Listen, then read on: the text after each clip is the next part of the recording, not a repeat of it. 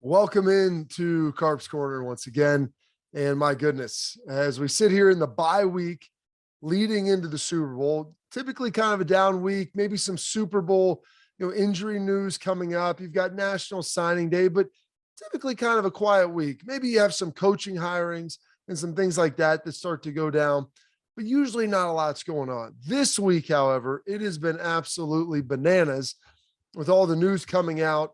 Tom Brady's retirement, class action lawsuit by Brian Flores, more hirings going on in the NFL. You've got National Signing Day, all of the things, the Brian Flores stuff, all of the things with this class action lawsuit that the NFL is going to have to dig into now. Because the one thing the NFL doesn't like to do is defend itself. They do so vehemently. They're very aggressive with it, and they try to come out and squash it. And we'll get into why that is and why all the plaintiffs are named. And and I'm not saying to delegitimize Brian Flores and how he feels and what he thinks, is occurring.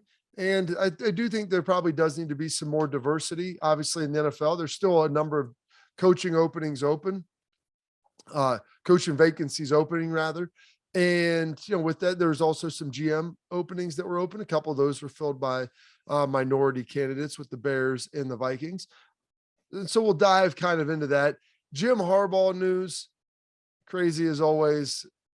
I don't know if he could do a better walk-off than what he ultimately did, with Michigan, getting back to, kind of where they saw themselves 15, 20 years ago.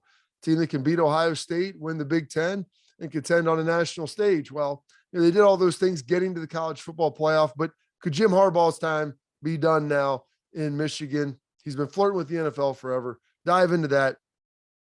Finally, the most coveted recruit in college football, no, not out of high school, but from the portal, makes his decision earlier this week. And so we'll take a look at that. And were there really even any other schools in question, or was this just a little bit of a dog and pony show trying to take this thing down to the wire and, see if that silent auction, if anyone else jumped in and helped try to drive the price up with it, or was it going to be this school the entire time? And my goodness, some crazy things happening at Auburn as they're losing coaches left and right. And Brian Harsin, they've got some issues. It's Auburn, a basketball school now with Bruce Pearl, number one in the country. Could the things be flipping there as he gets, his long-term lifetime, like 8-year rolling extension? So we'll dive into that and see if things are maybe shifting a little bit in the SEC West and maybe how Bruce Pearl is doing that. But we want to open up Tom Brady.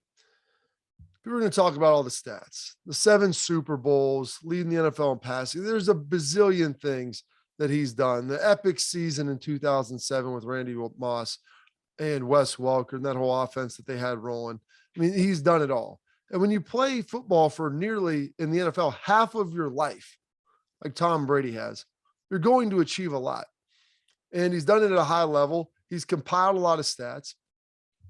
But there's 3 things that I think that he has done outside of just statistics and winning Super Bowls and all the things that we can kind of measure. There's 3 things Tom Brady has done that I think are a little bit grander, deserve like a little bit more time to sit there and kind of talk about, because it's not just in the numbers. It's some of the new precedents I think that he has begun to set. And so there's 3 things that I personally really enjoyed that I think he was able to do. Number one, and this is something that's going to help all quarterbacks.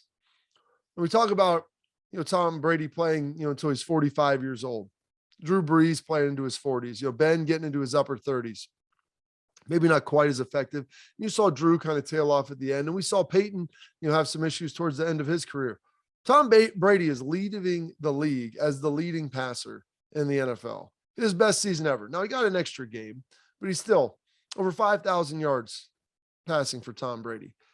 And so what this does, when you're a guy like Aaron Rodgers, a guy like Russell Wilson, one day a guy like Pat Mahomes, maybe Josh Allen, looking around the league, trying to see some more of these veteran quarterbacks, that are potentially out there. And really, Aaron Rodgers comes to mind because he's the guy in his upper 30s.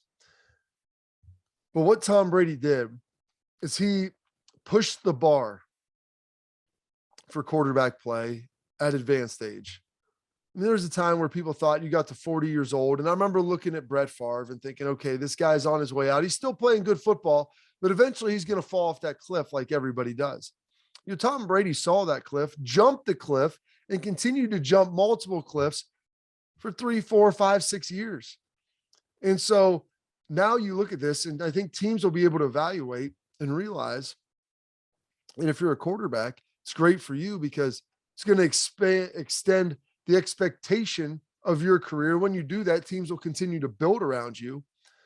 But going to 45 now, Aaron Rodgers, like, he's 38. Typically in the past, you think, okay, guy in his upper 30s, going somewhere when you trade for him. It's kind of his last hurrah. How many more years will he have left?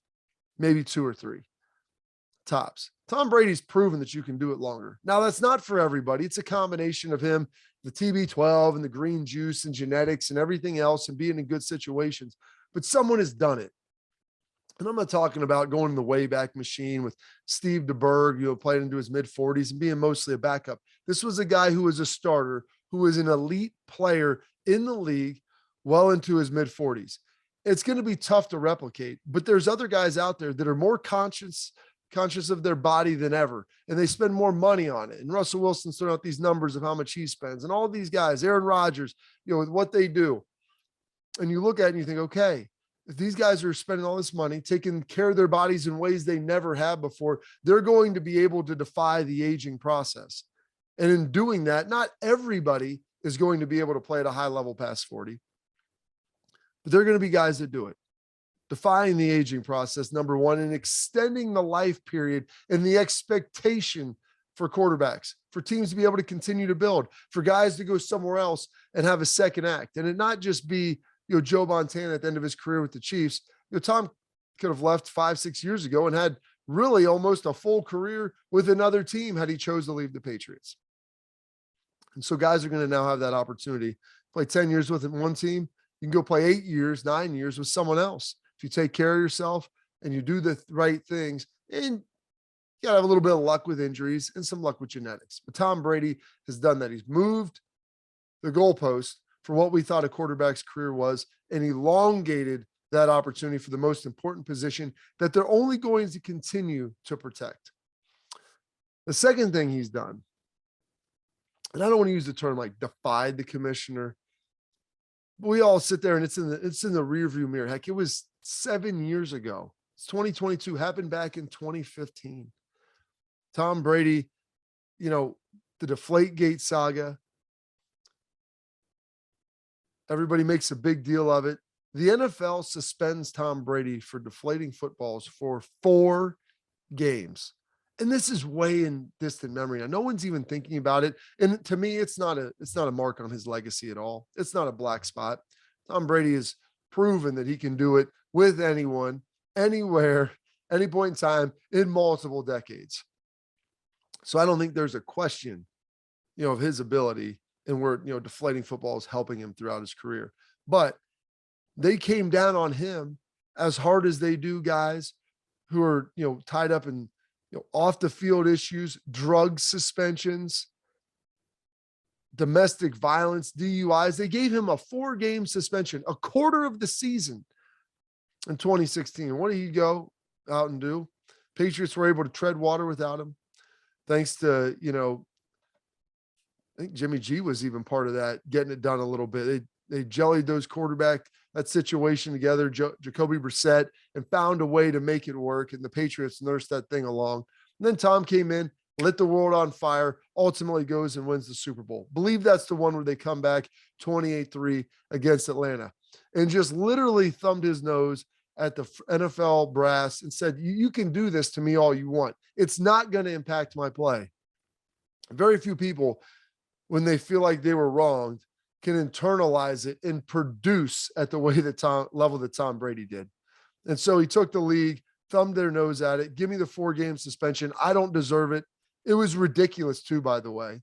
The fact that a guy would get 4 games for something as benign as that. I'm talking about the hiding his cell phones. And we've got all kinds of stuff now that are swirling in the league. And they're more concerned about that and about the footballs as if it was some massive advantage. And no one had really, in my knowledge, for my 7 years in the league and talking to guys, like no one was ever super strict on it anyway.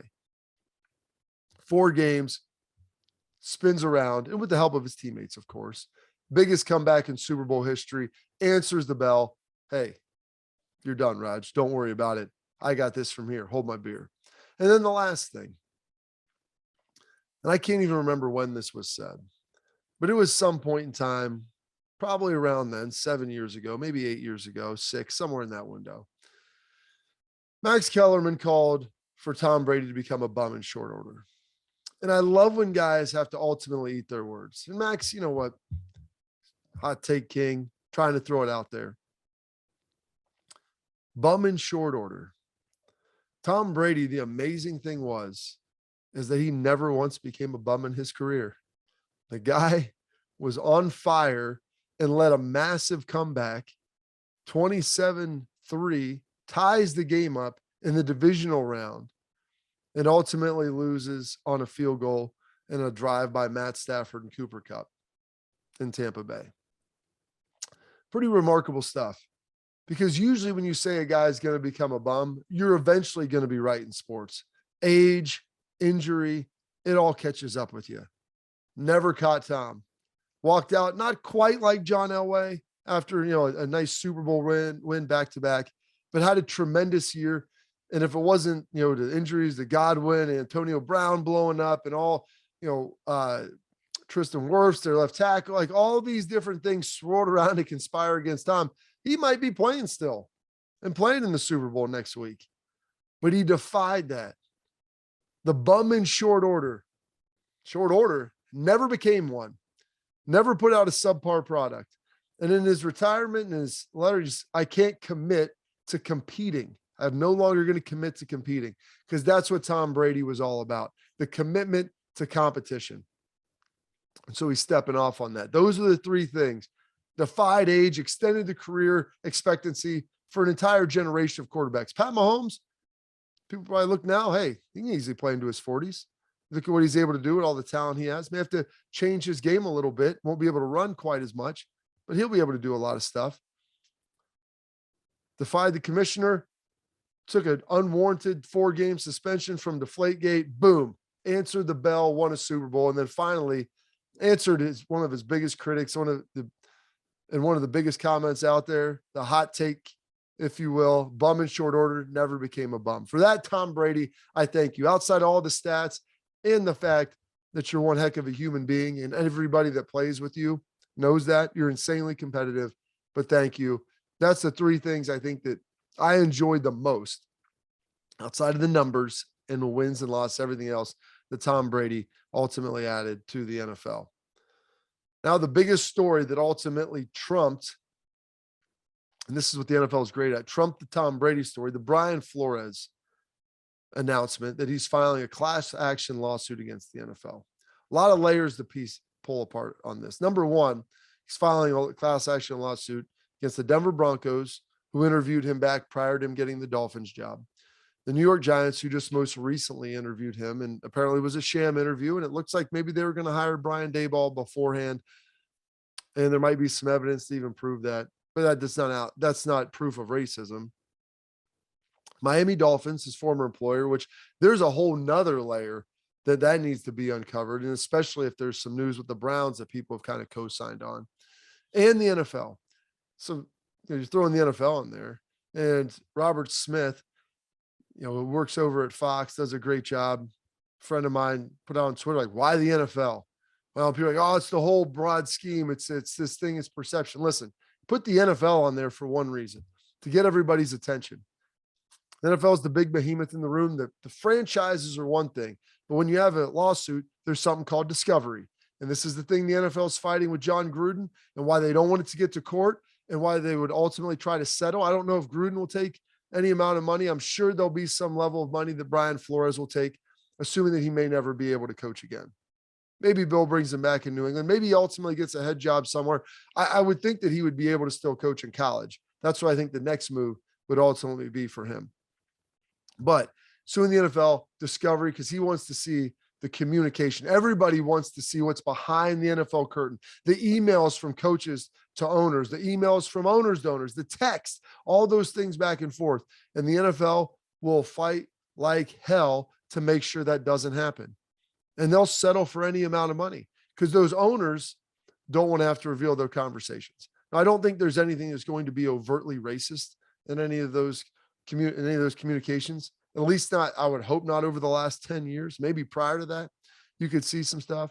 But the really indicting piece of all this, and this is why he was probably able to push it forward, and it gives it a lot more validity than I think a lot of people would look at, is the text from Bill Belichick when he mistakenly texted Brian Flores thinking that it was Brian Daboll. And this is why you get over 65, probably shouldn't be texting a lot anymore, especially about important stuff, unless it's to your kids and grandkids, because Brian Flores, Brian Daboll, Brian auto-populates, Bill sends a text, congrats on the job. I haven't even interviewed yet. The Bills and Giants said you're the guy. Wait, are you texting the wrong guy? Bill, oh crap. I messed this thing up. It's out there. Everybody's seen it. Everybody's heard it. Going to be the key piece of evidence. I mean, Bill Belichick has won 6 Super Bowls in New England. Very well respected. Former head coach with Brian Flores on his staff. And so that's a big piece of it. And they're going to lean on that. The allegations, John Elway showed up disheveled, looked late to the interview. Looked like he may have been hungover. I mean, maybe he was like that for all the interviews. I don't know. Maybe he was just like that for Brian Flores. Then you've got, something that Keyshawn Johnson pointed out. And I think it's a very salient point that he does. And it's not the NFL. They put the Rooney Rule into effect to give guys opportunities in the hiring process and legitimate opportunities. In practice, it works good. They've expanded it, tried to get into the front office. You saw minority hirings now across, with some of the opening GM jobs. You got Bears hiring Ryan Poles to come in to be their general manager. The Vikes hiring Adolfo Mensa coming in as their GM as well. Both of these guys, minority GMs, both of them possibly hiring white coaches. Matt Eberflus in Chicago. And, unless they end up hiring Patrick Graham in Minnesota, it looks like it's trending towards Jim Harbaugh. That announcement, I'm sure, will be made here, and it's going to become official, soon. We'll get into Jim Harbaugh later, but I don't think it's a concerted effort by the league. I think general managers and sometimes owners have an idea of who they want to hire. The Bills brought in their GM, or the Giants brought in their GM, who was with the Buffalo Bills. He worked with Brian Daboll. Probably thought that this was the guy.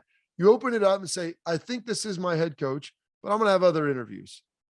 All right, you go look at him. Part of it, as Brian Flores pointed out in his Denver interview, I learned a lot about the interview process, how it goes, what's good, what's bad. You find out some things, and there's an experience factor to it. There's going to be more black coaches that get jobs this year. There's still a number, 4 or 5 positions still open.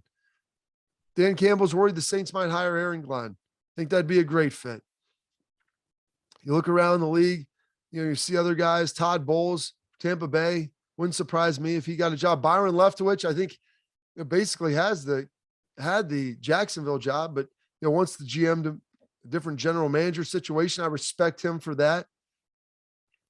D'Amico Ryan's out in San Francisco. There are guys, and especially, like I said, the former player aspect, if you've listened to this, that's going to play in big. But the class action element to the NFL is to try to open this thing up and try to find out as much as you can. You get the attorneys involved, and they're going to obviously want to drive the dollar amount the highest they can because they're getting a cut of that, and the greed is going to drive them as well. But Keyshawn, like I said, hit on something, to me, I call it familiarity. He was joking, called it comfortableism, is kind of making a word. GMs and front office, they're going to hire people they're comfortable with because ultimately their jobs are on the line for their performance. And so as you get more black coaches in the NFL at the coordinator level, you get more people in the front office who are minorities. That's going to naturally happen. Everybody wants this silver bullet. The NFL's got to fix it. And they bring up the fact that the league is, 65, 70% black. Yeah, that's true. Society and everyone wants equal representation. Well, so the societal mix, as you start looking at, well, Caucasian, white versus Latino versus black, you're talking, 45, 35, or even 40, 40, 20. You've got Indian, an Indian population here, an Asian population. There's a lot that we look at, and we look at TV and different things and all these visually forward facing jobs. Everyone's, equal representation. Well, if you guys really have to look at the census tract to figure that out and what equal representation actually looks like. Yeah, the NFL is predominantly black, but there's a lot of people who are not black, not African-American, trying to get into these jobs as well. And so I don't know if the coaching environment needs to perfectly line up with what the playing environment is. There needs to be more alignment, but to sit here and say, like, we need to get this fixed overnight, it's 32 different owners in front offices acting what they believe is in their best interest. The league is its own entity trying to do the best they can with it, but the ownership group, they're trying to hire the coach that they believe is going to ultimately let them win the most games. Now, that being said, I do think that there is an element, so we get into this. Brian Flores brought this up, and then it was kind of co-signed by Hugh Jackson, who went 1-31 with the Cleveland Browns. And one of the issues with the Dolphins that Brian Flores stated, number one, they want him to go meet with a quarterback who is currently on another roster, which is tampering. I think everybody can acknowledge that quarterback was probably Deshaun Watson, and wanted him to do that. Stephen Ross, the owner, asked him to do it. That's against the rules. But the bigger issue with that is, as I mentioned, Hugh Jackson's involved in the Cleveland Browns, and their GM, Andrew Berry, is getting paid to lose to improve draft positioning. Now, coaches are paid to win. If you want to pay me to lose, give me a contract extension. Brian Flores saying they gave him $100,000 per loss. He rejected it, said, I'm not taking that deal. So I wouldn't give me $100,000 per loss. Give me a 3-year extension at a big dollar amount. That way, when we're losing, and not that we're trying to lose, but if we're trying to play young players, and while we're improving our draft position, build our team for the future, I want to know that I'm involved in that future. And if I'm not, it's going to be more than just $100,000 a loss, which you lose 10 games, $1 million. No, give me another 4 years at $7 million a pop. Then we'll talk about that. And not that I would ever try to lose. And this goes in with the Cleveland Andrew Berry, Hugh Jackson thing, who he tweeted out, yeah, I know about that. And essentially was implicating the Browns front office. Berry has them how they were compensated from the top for losing games to improve their draft position. The problem with that is we start talking now about, with gambling becoming legal more across the United States, the integrity of the game. If people are actually getting paid to lose games, it's like getting paid to throw a game. What's the difference? That's the biggest issue the NFL has to worry about as they open up this gambling world. The fact that there now could be the perception that not just one, but there were multiple struggling franchises who are compensating front office, potentially coaches, to not win, to lose games. That's huge. That's something that you could even see maybe the United States government getting involved in. U.S. district attorneys on that, because that impacts the integrity of the game. And as much as we don't like it, gambling is here to stay. And that's a big piece and a huge element that people want to believe that both teams are out there trying to play the very best they can to ultimately win. And that's it. And so we dig into this, all of this stuff. That might be the biggest allegation of all of them, because there are massive legal implications with it. Outside of that, I doubt you're going to find any overt racism or anything like that in this class action suit. They're going to try to do it. The NFL is vehemently denying it. We, for integrity of the game, we're for inclusion and diversity and all this stuff. And everybody love everybody. They've got their classic statement they're putting out. But it's the fact that people now might be questioning the integrity of the games. That's huge. And that's massive. And that's going to get looked at. College football, two of, we'll say, the more premier programs in the country. It is an absolute zoo. It is a mess going on there. Michigan signed the 8th ranked class in college football. Their coach on national signing day, Jim Harbaugh, is in Minnesota, in Minneapolis, interviewing and talking to the Vikings for a job that looks like he's going to be getting. This is one of the blue blood programs, and it blows my mind to think about this.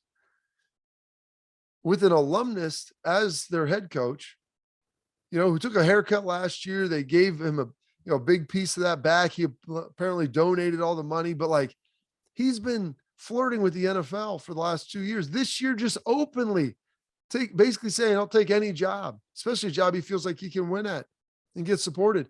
And this is the head coach at Michigan. This isn't someone who, is at Toledo or someone who's at not a huge proud place. This is even Baylor with Matt Rule. That's not Michigan. It's like someone leaving Texas or Bama. We saw, Nick Saban leave LSU and go to Bama. We didn't see him flirt with the NFL for 5 years and openly try to get jobs and then to ultimately go. I can't believe that Michigan was complicit and let this thing happen. And Ward Manuel, their AD, I can't even begin to think what he's thinking. And so now who do they hire? If he's gone, is it Josh Gaddis internally? Is it Mike Hart internally?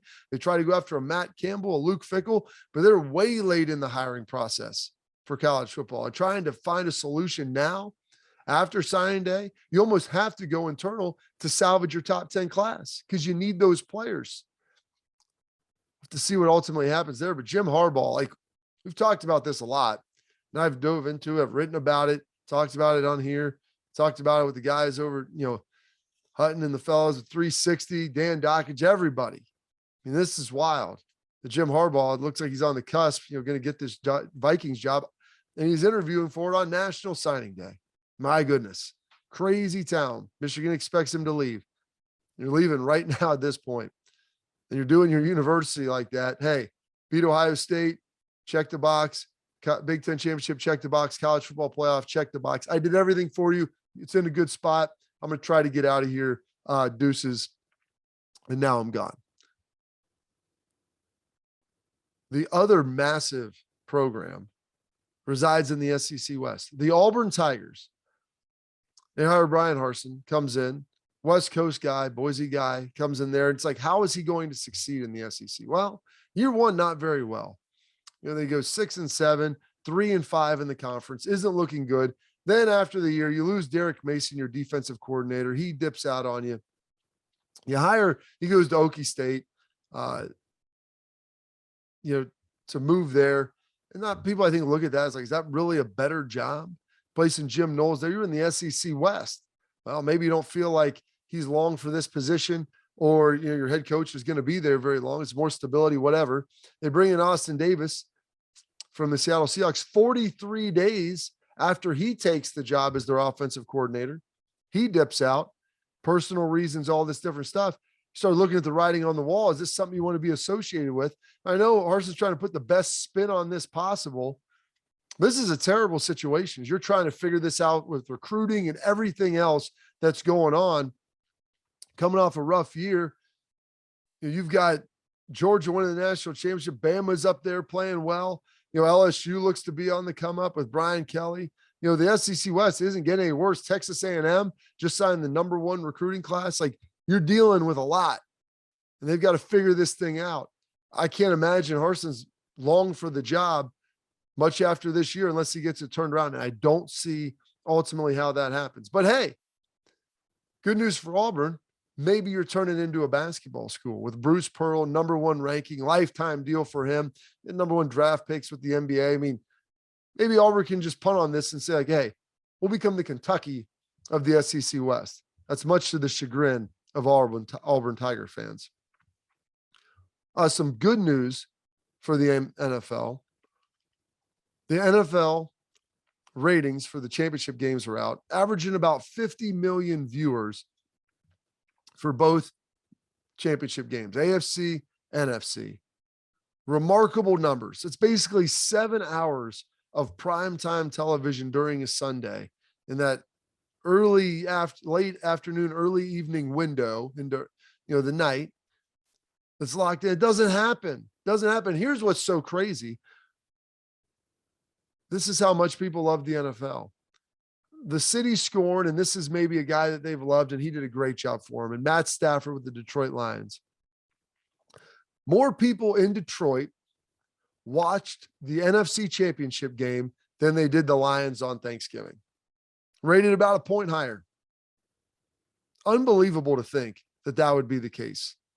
I know Matt Stafford was, their favorite son for a long time. They loved him there, and he left, and he's handled himself the right way, and he loved and speaks very, very highly about his time in Detroit. But man, that's why the NFL is king. When you get out of market, watching more than in market for their own games, simply because there was a player that was there that left. You see it happen a little bit. New England, Boston, they were watching Brady in Tampa last year. I mean, you see these things transpire. But the NFL, $50 million for basically 7 hours. Doesn't even make sense. You're talking like 1/8, 1/7 of the United States population sitting there locking in and watching these games. Unreal. Absolutely unreal. National Signing Day was Wednesday. Just to run through this. And this is kind of how it shook out. Most of the stuff obviously happens now in December. There's a handful of guys who end up waiting and signing. And we'll see how this timeline ultimately goes and if they shake it up and try to move some things around. And I'll probably have some stuff that I'll suggest with my, pieces that I put together for Outkick. But new leader at the top, Texas A&M. Because outside of this, a lot of the usual suspects. Bama at 2, Georgia at 3, Ohio State at 4, Texas at 5. Okay, that sounds pretty normal. But Texas A&M still holding strong at number 1. Penn State at 6, Notre Dame at 7. And as I mentioned earlier, Michigan sitting there at 8 without even a head coach potentially. A lot of craziness going on. But A&M, the NIL deals, Texas NIL deals, what they were able to do, you're going to see this change and a lot of legislation happen within these states over the next year as they try to open this thing up so that they don't have as restrictive rules for being able to funnel NIL dollars from one place ultimately to another. NFL ratings, king, college football, off seasons beginning to expand with the transfer portal. Caleb Williams, big signing. USC finally lands there. What else do you have to say? Highest bidder, silent auction price, getting it done. Finally was up against it because you have to finally enroll at some point in time. And you do still have to go to school in college. People might not think that, but you do still have to go to school to play college sports. So he finally enrolls and is going to enroll in USC. Late is probably one of the drop dead deadlines before, while you could still be eligible for spring ball. But the gem of the transfer portal, Caleb Williams heading out to USC with Lincoln Riley, and then putting together, pretty darn good recruiting class as well as they begin to kind of sculpt this thing, and Lincoln Riley diving in there late. I think USC will make the Pac-12 relevant again. They'll be able to put some products on the field that you like, maybe keep some kids from California there and begin to have some level of success with it. But that's all for this edition of Carp Score. We're going to get into a lot more stuff. Coaching hirings, I'm sure that'll get solidified here. Super Bowl previews next week. That's going to be fantastic. There's going to be all kinds of stuff as we continue to charge through the offseason with just one game remaining. I guess Super Bowl, and you got the Pro Bowl, if that really counts. Thanks for listening.